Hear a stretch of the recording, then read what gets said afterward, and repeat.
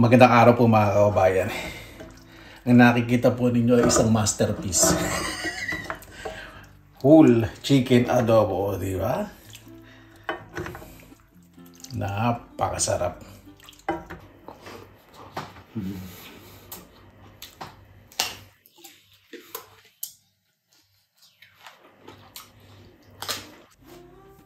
Iprito po muna natin ang ating buong manok. Naku, hindi pa pala mainit ng mantika. Go-golden brown ko po yung balat para mas masarap. Ayan, naamoy ko na po. Medyo slightly golden brown. Na-assume ko na. Di ba? Yan lang po natin. Sa pagpiprito po, medium low heat po. Huwag po masyadong malakas. Para maganda po yung resulta na piprito po ninyong manok. Siyempre, shallow frying naman po ginagawa natin. Ibig sabihin, mababaw yung pagpiprito. Diba?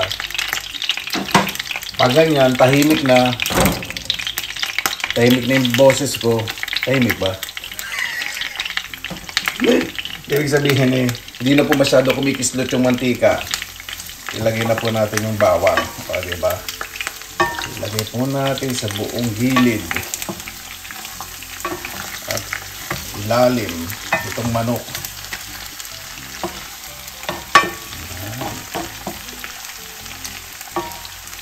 Medyo hindi naman po natin masyadong i-golden brown po yung bawang. Ang pag-adobo naman po, parang chismis po yan eh. Iba-ibang versions. Diba? Got it?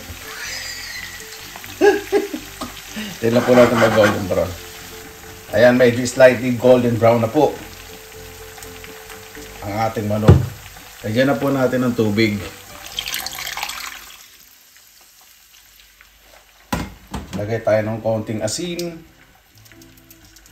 Spread po natin sa manok. Sa tubig din. Toyo.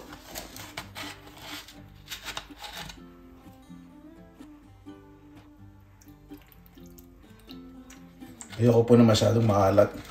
Yung mga kaibigan ko rin po kasi pag pupunta po dito, sabihin ko meron akong niluto adobo kasi hindi ko naman to sasabsabin lahat.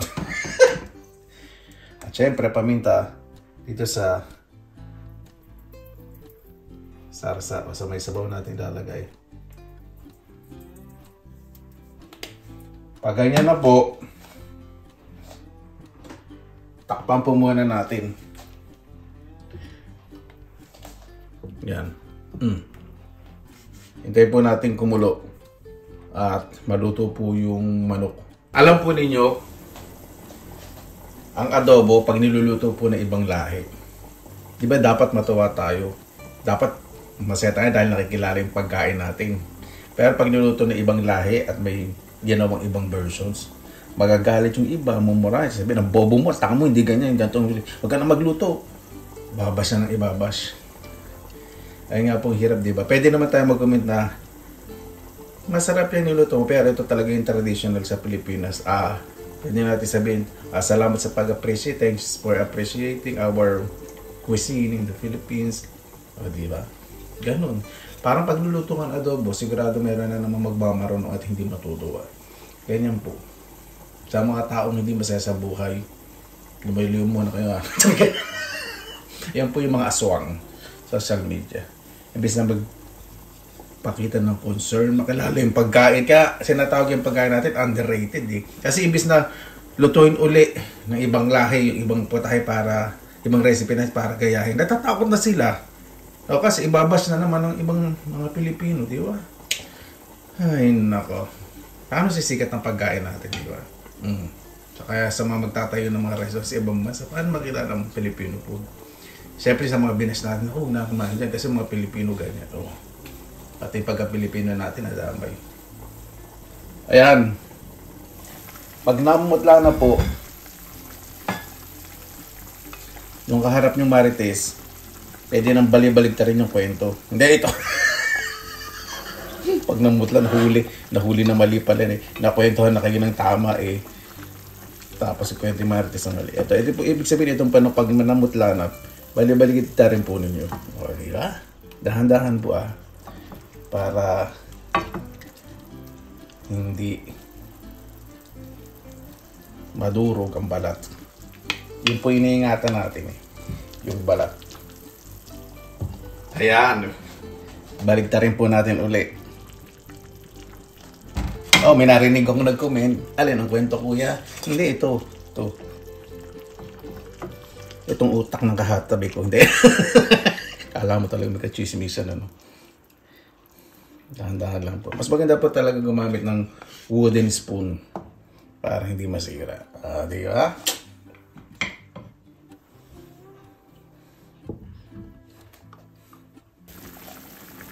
Napakaganda po ng resulta. Baliktarin po natin uli.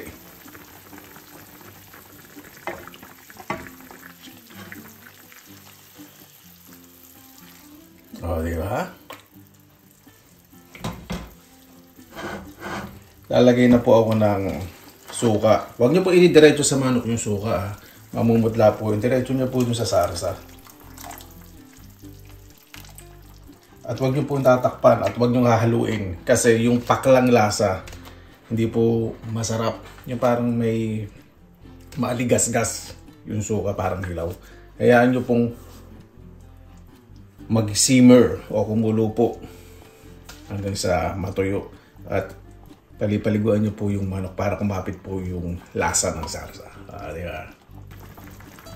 Lagyan po natin ng lead splatter para mas maganda. Para kung dahan-dahan siyang matutuyo, hindi tumatalsik, hindi madiwarang tingnan. Di ba? At sa pampabango ng adobo, lagyan na po natin ng laurel leaves. Tingnan na po natin. Di ba? Mantikang-mantika na po yung... Ibig sabihin, malapot na po yung sarsa.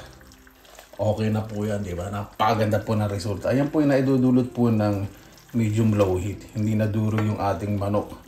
At siguradong kapit na kapit ang lasa ng bawang.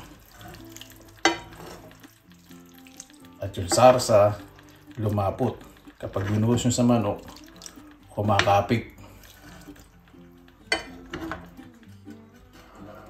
Ready na po yan.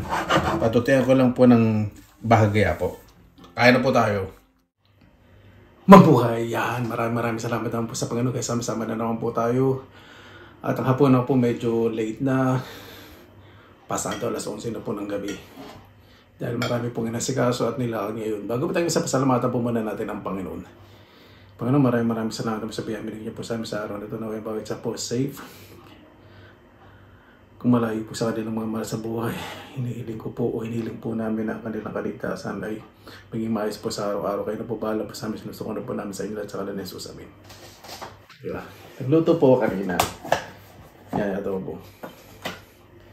Tapos may meeting. Medyo nagtagal po. Ngayon po natin ay pineapple juice. Meron din po tayong manggat bagoong. Ito po. Dako. Sobrang lambot nitong manok. Ano ba yan? Alam gutom na gutom ka na eh. Alam gutom na gutom ko yun, di ba ganyan?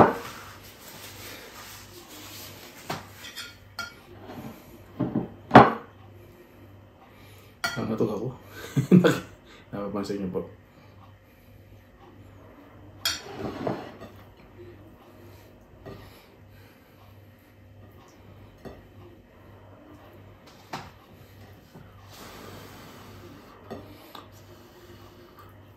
Hindi na ako nakapagsaing sa medyo late na kasi kaya ito nag-init na lang po ako ng kanin sa microwave.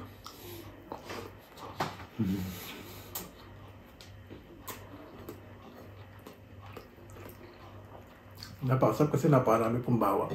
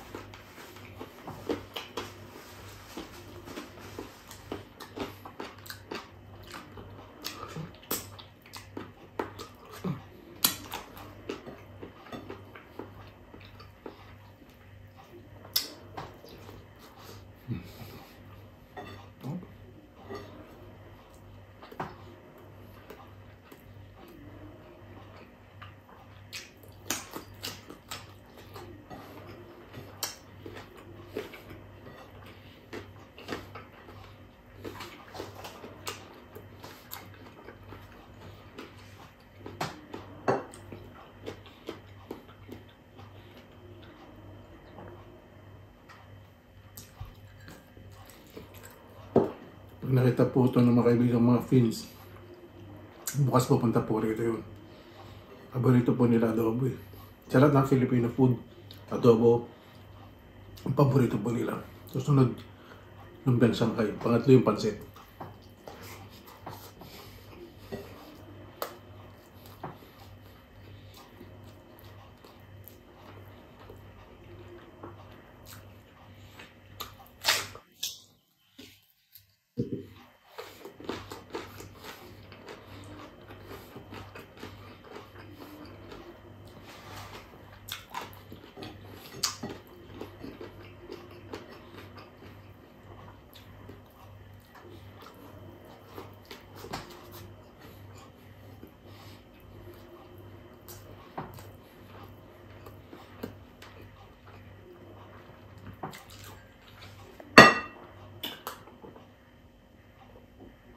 Excuse me.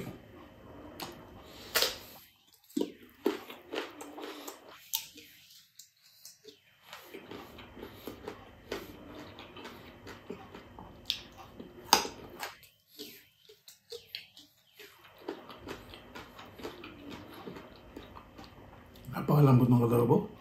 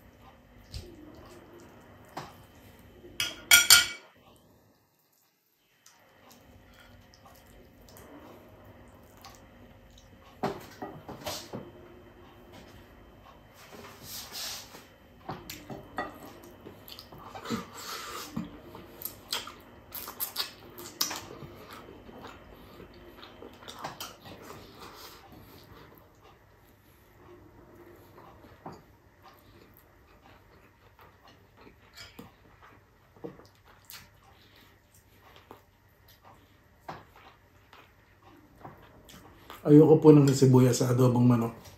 Gusto ko bawang lang. Ewan ko, hindi ko po nagugustuhan. Yung may sibuyas sa adobong manok. Basta adobo po, ayoko na may sibuyas.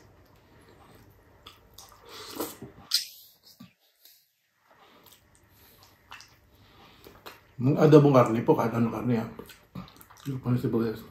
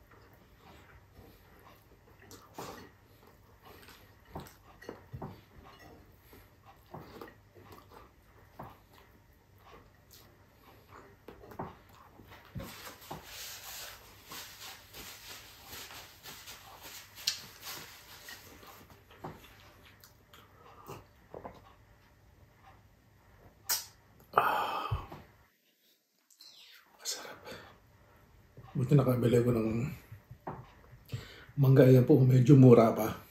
Yung buto, yung bunot malambot pa.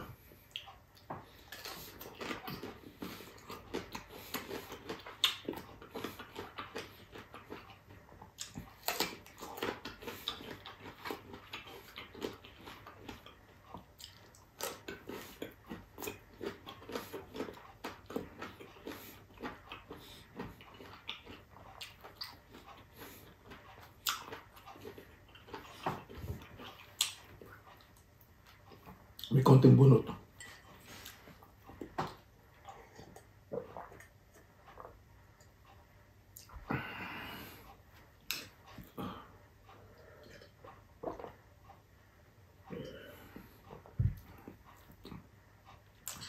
Paano po bago tayong tapos, pasalamatan po muna natin ang Panginoon.